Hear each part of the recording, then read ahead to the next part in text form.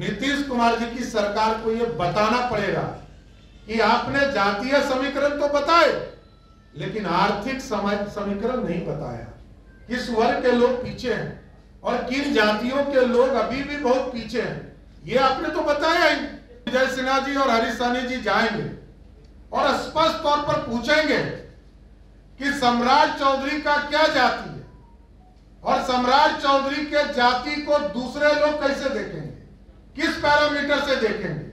जैसे बिहार के उप मुख्यमंत्री अपने किस जाति से आते हैं और उनकी पत्नी किस जाति से आती है, सब जानता है, लेकिन ये किस मैकेनिज्म से जानेगा पूरा बिहार, ये जानना चाहता है। और यदि नीतीश कुमार जी और लालू जी में दम है तो अपनी गद्दी छोड़े और किसी अति पिछड़ा को मुख्यमंत्री या उप मुख्यमंत्री बनाकर दिखाए, तब तो मानेंगे कि ये लोग अति पिछड़ा के समर्थक हो गए।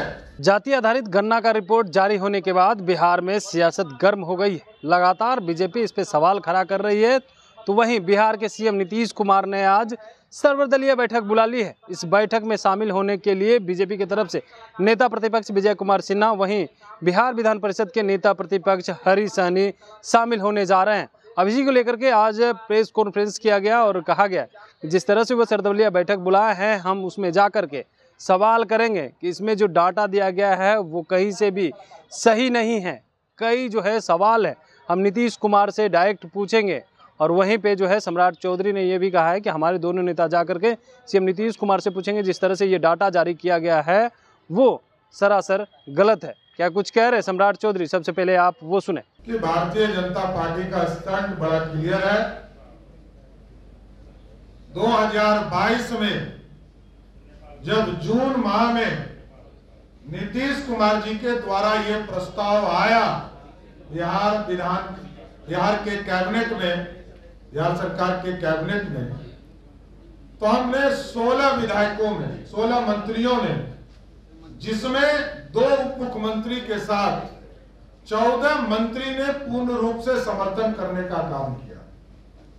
और आज भी बिहार भारतीय जनता पार्टी इसका समर्थन करती है, लेकिन प्रश्न भी खड़े हुए।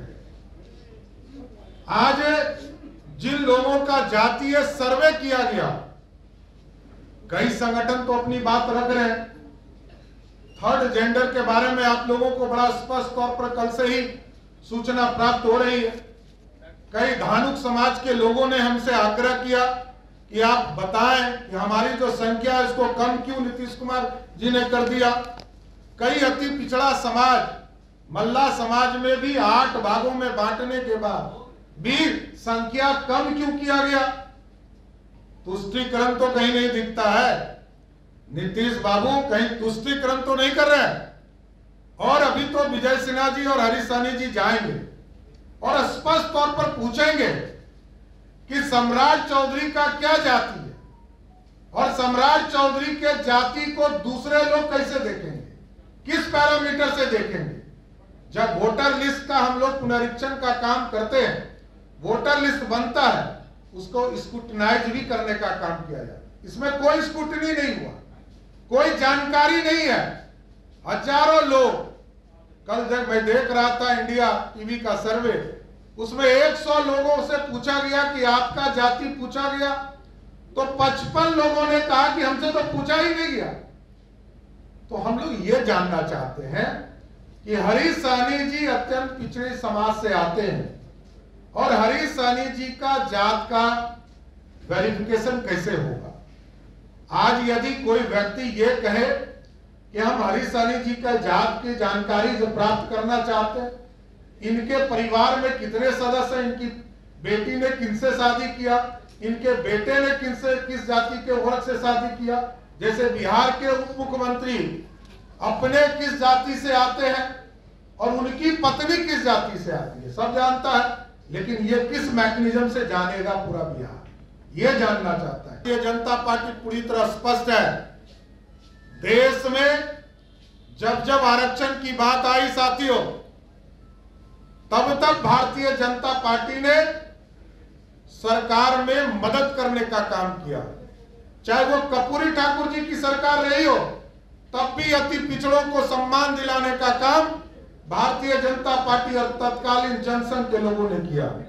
1989 में जब मंडल कमीशन आए और लगभग 12 साल तक रिपोर्ट ठंडे बस्ते में कांग्रेस की सरकार ने डाला, तब भी भारतीय जनता पार्टी के 82 सांसदों ने समर्थन देकर मंडल कमीशन को पास कराने का काम किया। और 2001 में जब अति पिछड़ा के सम्मान की बात आई, दलित के सम्मान की बात आई, तो लालू प्रसाद जी ने किसी को आरक्षण नहीं दिया। आरक्षण 2005 में जब एनडीए की सरकार बनी, तब बिहार में जो नीतीश कुमार जी और सुशील मोदी जी के नेतृत्व में सरकार बनी, तब जो है अति पिछड़ों को पंचायती राज में 20% नगर निकाय में चुनाव में आरक्षण देने का काम किया। महिलाओं को 50% का आरक्षण देने का काम किया।